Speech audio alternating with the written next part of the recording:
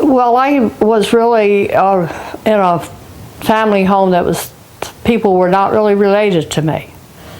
And I was invited into their home, and I came here in 6th and 7th grade and through high school, and I loved Chestertown. So I left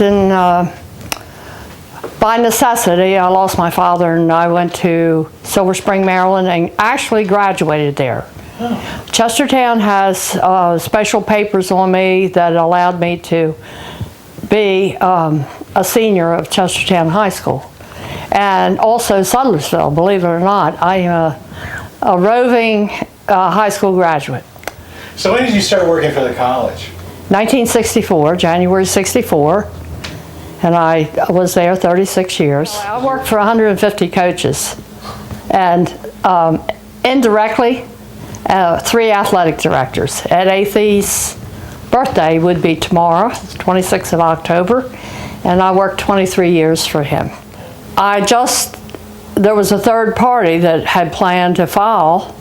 I picked up papers at the town office, and I did not feel that he was going to have a real interest in our ward. So that's when I went in and asked my husband if he would agree for me to file. And then the next morning, as soon as I got into work, I asked Ed Athey if he would also agree, and he said that he couldn't imagine why I hadn't done it years before. Well, there's another way around that. We have a couple things that are incomplete. I want to be a part of the recreation area at the end of Chestertown. I'm not sure what we're calling it, some park. And we have the money. We have the grant money in. And we have the plan in, and we've already put out bids for beginning work there. And my idea, of course, is for picnic tables, play area for young children, and then the basketball court is the big thing. It's a bit controversial. The park will be closed by a police officer, as far as I know, at dark, and there will not be street lighting. That's not our plan, to have an all-night affair there. So, and then the rails to trails will come down to the creek, and we're going to have a little footbridge that'll go over to the park.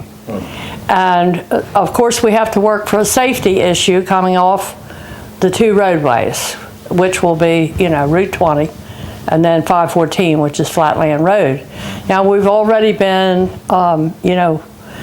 we've been in this discussion about sidewalks and better lighting and all of those things for Flatland Road.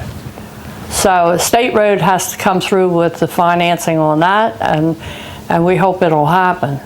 And our roundabout is the best we can get for a better safety way for people coming into and out of Chestertown. You know that's controversial too. Yes, it is. But I've been many places where there's roundabouts and there's no problem whatsoever. Some people say that the trucks won't be able to get around. Well, they've got to make, as the state road finishes this project, it's up to them to take all that into consideration and certainly have enough room for a tractor trailer to get into Chestertown or out of Chestertown or into Rock Hall or anywhere else where they're going. Well, one of the things that I would like to compliment is our town manager. As long as we have the man in the seat, I don't believe we'll ever have a financial problem in Chestertown. I ask for his advice and I give him advice and visit with him 2 or 3 times a week on a business basis to be sure that I'm on the right track. The college does not, they don't want to outgrow themselves.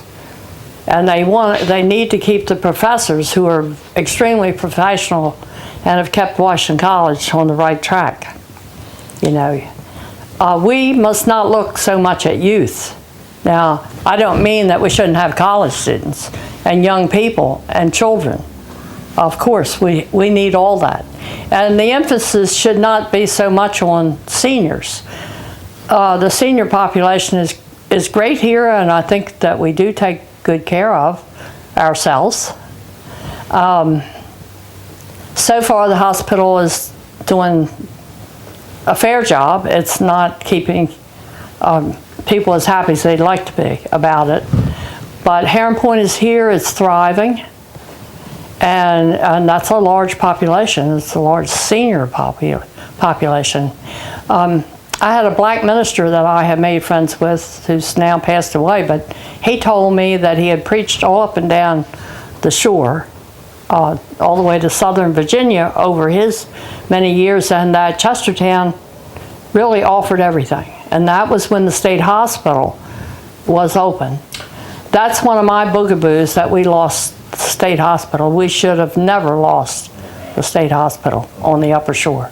Yeah. That took a lot of employees away from here, and it also took a service that was very much needed. Mm-hmm. So that is one thing that, and I was the last one to testify before the governor, right before noon, and by 10 after we were out of service, and that was devastating to me. Were you supportive of the purchase of the marina? Yes, I was. I was on the fence with my vote. I tried hard to decide if it was going to be profitable, and I believe it will be. Right now, we're in on the borderline. We're not going under. We're just keeping the services, with the marina itself, the way it's already set up.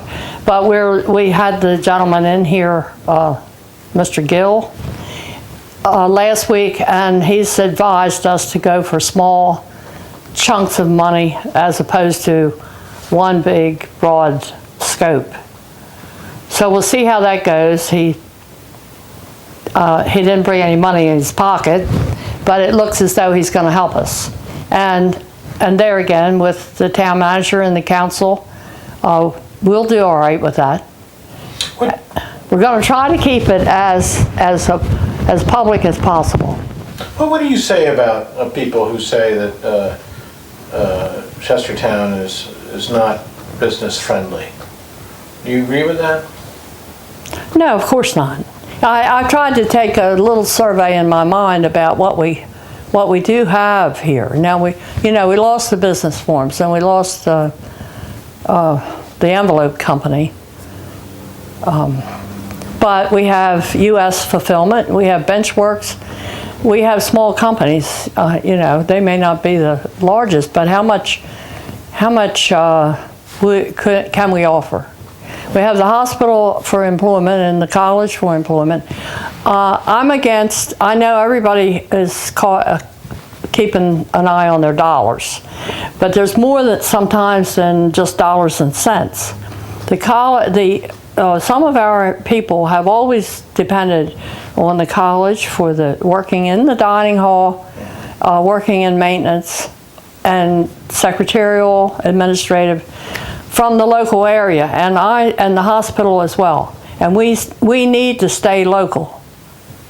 We don't need to pull in 20 men that get off a back of a truck and cut grass as quickly and wildly as they can, unless you're in a serious, you've been, say you've had lots and lots of rain, and tomorrow is graduation day, then I can understand looking for all the help you can get in a hurry.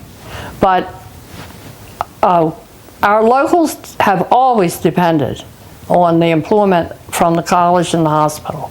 And I hope it can stay that way. Well, all of these things these are exciting things that are going on here as far as the improvement at 291 and 20. Whether people like the idea of a roundabout, we couldn't get a light there. So you take the next best thing. I'm very happy to have that happen. The recreational area at the end of High Street. I'm extremely excited about that. I can't jump up and down, but I want to see it through. I really want to see it through. And when the Rails to Trails began and had just the first part of the surface on it, we had people using it. We actually had to ask people to hold off until we could get it more usable, you know, ready for the public. And that's going to extend. And that's a good thing. That's great. The waterfront and the college ownership of the armory and area, and with an environmental program, that's going to help bring more students in here. Everything now is about the environment. People are much better educated about taking care of what we have. So why wouldn't I want to work hard in the next 4 years and see these things progress and maybe even be complete before I would be even thinking of beyond 4 years.